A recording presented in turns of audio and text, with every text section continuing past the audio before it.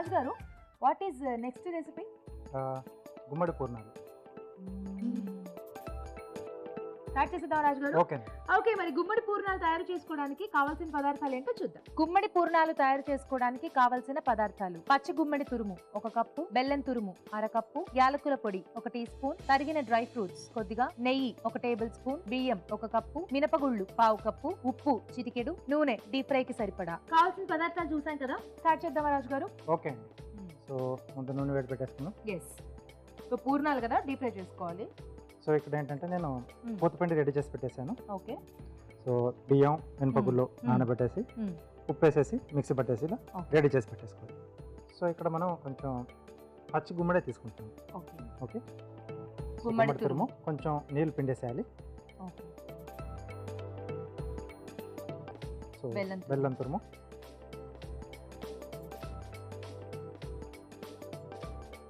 Dry fruits, కొద్దిగా యాలకుల పొడి, కొంచెం నెయ్యి. సో వీటిలో కొంచెం నెయ్యి ఫ్లేవర్ ఉంటుంది, బాగుంటుంది. చాలా మంది చేసుకున్న తర్వాత చిన్న రంధ్రం చేసి దాంట్లో నెయ్యి తింటూ ఉంటారు బూరెల్లో కదా. సో ఇదంతా బాగా కలిపేసుకోవాలి.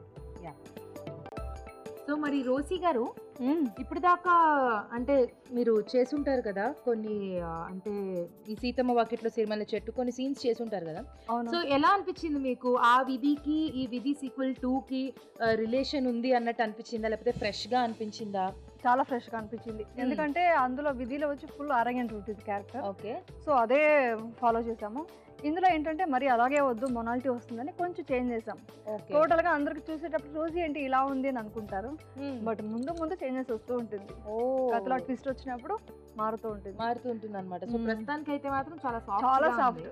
ఆ తర్వాత సినిమా చూపిస్తారు అన్నమాట అందరికి. ఇప్పుడు రాజు గారు చెప్పండి. రాజు గారు, ఉండలు చేసి పెట్టేశాను. నెక్స్ట్ పూతపిండిలో డిప్ చేసుకోవటం కదా, డిప్ చేసేసి డీప్ ఫ్రై చేసేసి. Okay, done. ఇందులో మాత్రం నో డైట్, ఎందుకంటే నాకు ఇది ఒక్కటే డీప్ ఫ్రై అంటే చాలా ఇష్టం కదా. నాకు కూడా.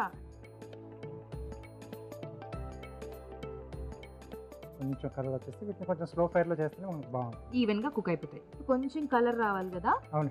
ఓకే, సో బూరెలు రెడీ అయిపోయాయా రాజు గారు? ఆ మాత్రం కలర్ వస్తే సరిపోతుంది కదా.